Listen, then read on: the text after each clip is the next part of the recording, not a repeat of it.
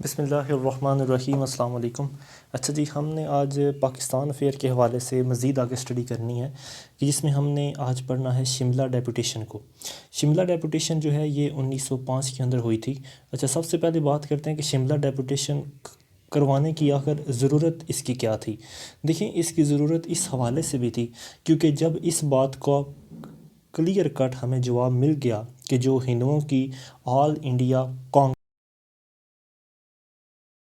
ہے، آرگنائزیشن ہے جس میں مسلمانوں کو کسی بھی قسم کے کوئی حقوق حاصل نہیں ہیں، حالانکہ جو ریئل آبجیکٹیو تھے کانگریس تھے وہ یہ تھے کہ انڈیا کی جتنی بھی کمیونٹیز ہیں ان تمام کمیونٹیز کو اررسپیکٹیو آف دیئر ریلیجن اور نیشنلٹی ان کو پروٹیکٹ کیا جائے گا۔ لیکن جب کانگریس اپنے اس اصل مقصد سے ہٹ گئی تو اس وقت مسلمانوں کو ریئلائز ہوا کہ اگر ہم کانگریس کے ساتھ اسی طرح جڑے رہے اور کانگریس صرف اور صرف پرو ہندو اور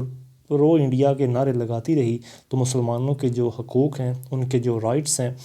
اور تو وہ سارے کی ساری چیزیں جو ہیں وہ دھری کی دھری رہ جائیں گی۔ اور اگر کل کلام ہندوستان سے اگر برٹش لوگ چلے جاتے ہیں تو مسلمان جو کہ 1/4 ہیں پورے کے پورے انڈیا کا، تو وہ ان ہندوؤں کے نیچے آ جائیں گے، کیونکہ وہاں پر تو ہوگی ڈیموکریسی، اور ڈیموکریسی میں ہوتا ہے مائٹ از رائٹ، اور ڈیفینیٹلی بات ہے کہ وہاں پر پھر ڈیموکریسی کے تحت میجارٹی جو ہے وہ ہندوؤں کی ہے اور ان کی حکومت بنے گی، اور پھر جب ان کی حکومت بنے گی تو مسلمانوں کے جو رائٹس ہیں، ان کے جو بیسک نیڈز ہیں جو اسلام ریکوائر کرتا ہے وہ ان ہندوؤں کے تحت پوری نہیں ہو پائیں گی۔ اچھا، دوسرے نمبر پر یہ تھا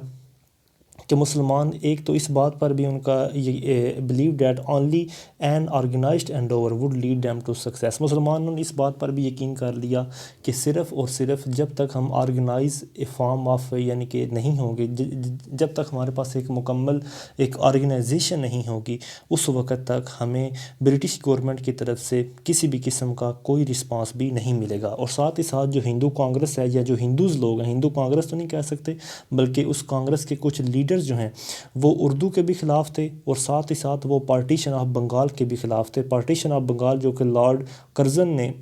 کروائی تھی 1905 کے اندر، اور پھر 1911 میں اس پارٹیشن کو توڑ کر دوبارہ بنگال کو ایک ہی صوبہ بنا دیا گیا، تو وہ اس کے بھی خلاف تھے۔ تو کافی زیادہ جو ہے مطلب ہندو نیشنلزم جو ہے وہ رائز ہو رہا تھا، اور یہ چیزیں جو ہیں وہ مسلمانوں کی جو آئیڈینٹی ہے، ان کی جو ایک سیپریٹ آئیڈینٹی ہے، اس کے لیے ڈیفینیٹلی یہ ایک تھریٹ بنا ہوا تھا کہ اگر ہندو نیشنلزم رائز ہے تو مسلمانوں کو یہاں سے کافی زیادہ یعنی کہ ان کو تھریٹ تھا کہ ہمیں ہندوؤں سے نقصان پہنچ سکتا ہے۔ اچھا، دوسری طرف یہ تھا کہ گورنمنٹ جو ہے وہ ہندوؤں کی زیادہ یعنی کہ ان کو اپنے قریب کرنے کی کوشش کر رہی تھی، یعنی کہ گورنمنٹ کا جو رسپانس ہے وہ ہندوؤں کی طرف، ہندوؤں کی کانگریس جو ہے اس کی طرف زیادہ تھا بنسبت مسلمانوں کی۔ اس کی وجہ یہ تھی کہ کانگریس جو ہے ایک تو وہ یعنی کہ اردو کے خلاف تھی، ساتھ ہی ساتھ وہ پارٹیشن آف بنگال کے بھی خلاف تھی، اور تیسرا یہ کہ وہ ایک آرگنائزڈ فارم آف یعنی کہ تھی، مطلب وہ ایک آرگنائزڈ فارم میں تھے۔ کانگریس جو ہے وہ باقاعدہ طور پر ایک کمپلیٹ اور مکمل اور ایک مضبوط آرگنائزیشن تھی، جس کی وجہ سے گورنمنٹ جو ہے وہ ان کے پوائنٹ آف ویو کو ٹیکل کرتی تھی اور ان کے پوائنٹ آف ویو کو دیکھتی تھی۔ اور تیسرے نمبر پر یہ تھا کہ اس وقت انگلینڈ کے اندر جو لیبر پارٹی یعنی کہ جس کو لبرل پارٹی بھی کہا جاتا ہے وہ بھی آ گئی تھی حکومت کے اندر، اور اس وقت کی جو لبرل گورنمنٹ ہے یا جو لبرل پارٹی ہے انہوں نے فیصلہ کیا تھا کہ وہ انڈیا کے اندر ریفارم لے کر آئیں گے، اور اسی لبرل پارٹی کے اس ایجنڈے کو دیکھتے ہوئے جنہوں نے الیکشن جیتا تھا under the leadership of Lloyd George, یعنی کہ اس وقت جو پرائم منسٹر بنے تھے انگلینڈ کے وہ تھے لیلیارڈ جارج 1905 کے اندر، اور انہوں نے اس بات کا فیصلہ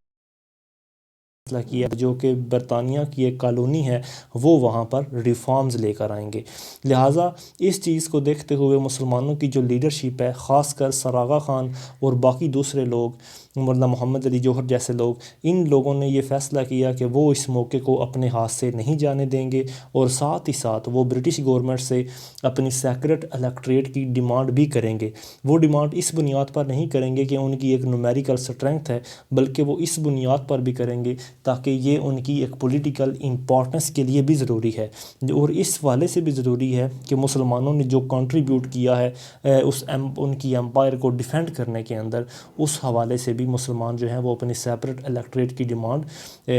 یعنی کہ برطانیہ کے سامنے رکھیں گے کہ ہمیں سیپریٹ الیکٹریٹ ملنے چاہیے، جو کہ آگے 1909 کے اندر منٹو مارلر ریفارم کی صورت میں آئے تھے۔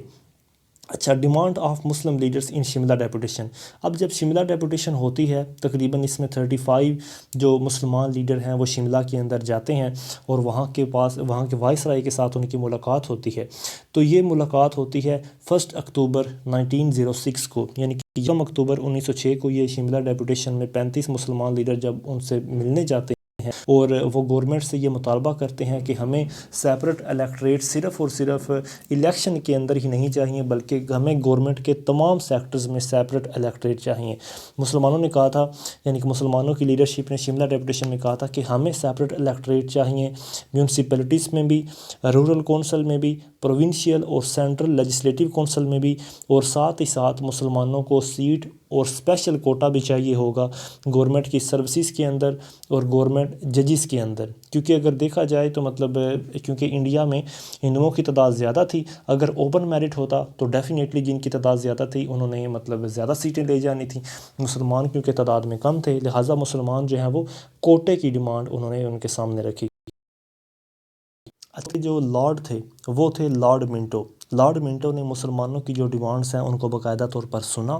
ان کو ٹیکل کیا، ان کو سیکنڈ کیا، اور وہ ان کی مکمل جو جتنے بھی ان کی ڈیمانڈز تھیں ان سے وہ ایگری کر گیا۔ لیکن اس نے کہا کہ اگر آپ کی ایک سیپریٹ آرگنائزیشن ہوگی تو ہمیں اس کو ریپرزینٹ کرنے میں زیادہ آسانی ہوگی، اور اسی چیز کا جو ثمر ہے وہ مسلمانوں کو منٹو مارلر ریفارم 1909 کے اندر ان کو مل گیا تھا کہ جب سیپریٹ الیکٹریٹ ہوئے تھے۔ اچھا، جب اب شملہ ڈیپوٹیشن مسلمانوں کی کامیاب رہی تو مسلمانوں نے اب سوچا کہ اب ہمیں کانگریس کا پلیٹ فارم چھوڑ دینا چاہیے اور اپنی ایک سیپریٹ یعنی کہ آرگنائزیشن جو ہے وہ بنانی چاہیے، اور اسی یعنی کہ ضرورت کو دیکھتے ہوئے مسلمانوں نے اپنے رائٹس کو پروٹیکٹ کرنے کے لیے اور سیف کرنے کے لیے اب مسلمانوں نے فیصلہ کیا کہ وہ آل انڈیا مسلم لیگ کو بنائیں گے۔ اب آل انڈیا مسلم لیگ کا قیام جب عمل میں آتا ہے تو اس وقت دن ہوتا ہے 30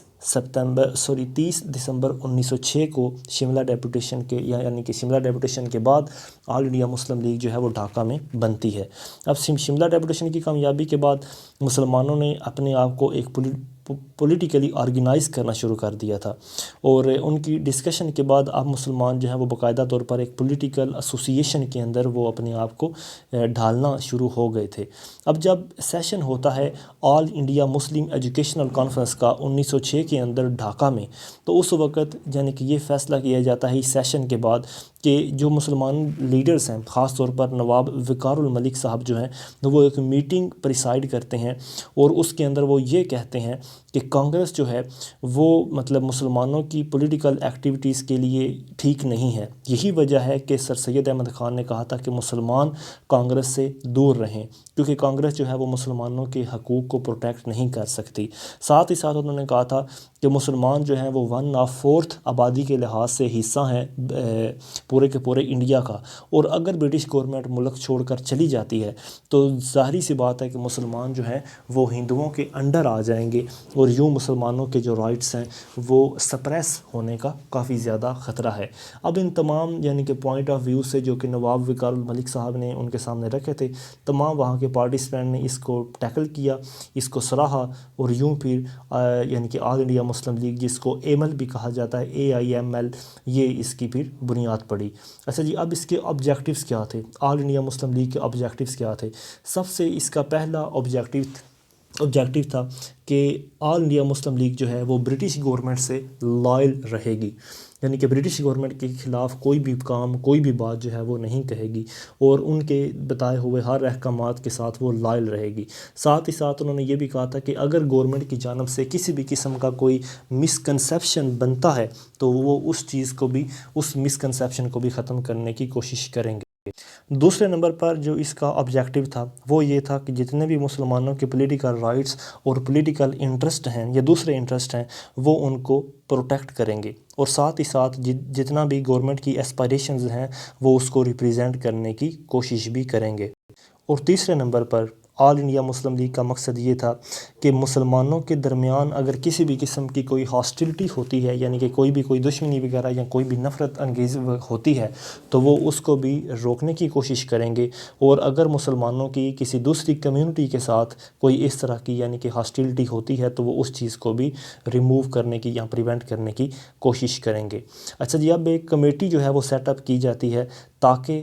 مسلم لیگ کا کانسٹیٹیوشن جو ہے وہ بنایا جائے۔ نواب محسن الملک اور نواب وقار الملک جو ہیں وہ اس یعنی کہ کمیٹی کے اندر پہلے جوائنٹ یعنی کہ سیکریٹریٹ آف مسلم لیگ ان کو الیکٹ کیا جاتا ہے باقاعدہ طور پر، پھر ایک کمیٹی جو ہے 60 ممبر کے اوپر تشکیل دی جاتی ہے، اور اس کا کام یہ ہوتا ہے کہ وہ مسلم لیگ کا کانسٹیٹیوشن جو ہے وہ ڈرافٹ کرے گی، اور ساتھ ہی ساتھ پھر مولانا محمد علی جوہر صاحب جو ہیں انہوں نے رولز اور ریگولیشن بھی جو ہیں مسلم لیگ کے انہوں نے متعارف کروائے تھے کہ کن اصولوں اور ریگولیشن کے تحت مسلم لیگ جو ہے وہ اپنے سیشنز کو آگے بڑھائے گی۔ اچھا، اب جو پراپر سیشن ہوتا ہے یا مطلب جو کانسٹیٹیوشن پریزنٹیشن ہوتی ہے وہ اگلے سیشن میں ہوتی ہے 1907 کے اندر۔ مسلم لیگ کا جو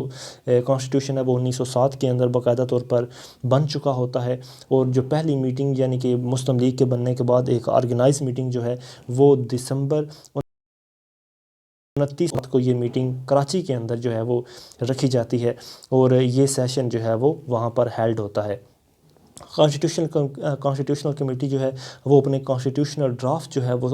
ممبرز کے سامنے رکھتی ہے، اور مسلم لیگ جو ہے وہ ان تمام کے تمام ڈرافٹس کو وہ ایکسیپٹ کر لیتی ہے، اور یہ ڈرافٹس یعنی کہ وہی ہوتے ہیں کہ ہم برٹش گورنمنٹ کے ساتھ لائل رہیں گے، مسلمانوں کے پولیٹیکل رائٹس کو پروٹیکٹ کریں گے، ساتھ ہی ساتھ ہم فرینڈلی فیلنگ جو ہے وہ مسلمانوں کے لیے بھی اور دوسری کمیونٹی آف انڈیا کے لیے بھی ہم ان کے سامنے پیش کریں گے، مطلب ہاسٹائل کی بجائے ہم فرینڈلی ریلیشن جو ہے وہ اپنے ساتھ بھی اور دوسروں کے ساتھ بھی رکھیں گے۔ اور جو تیسرا سیشن ہوتا ہے وہ ہوتا ہے 18 مارچ 1908 کو۔ 18 مارچ 1908 کو جو ہے یہ سیشن ہوتا ہے علی گڑھ کے اندر، جس میں سر آغا خان جو ہیں ان کو as a president of all India Muslim league elect کیا جاتا ہے، اور ساتھ ہی اس سیشن میں یعنی کہ جو 18 مارچ 1908 کو تیسرا سیشن ہوتا ہے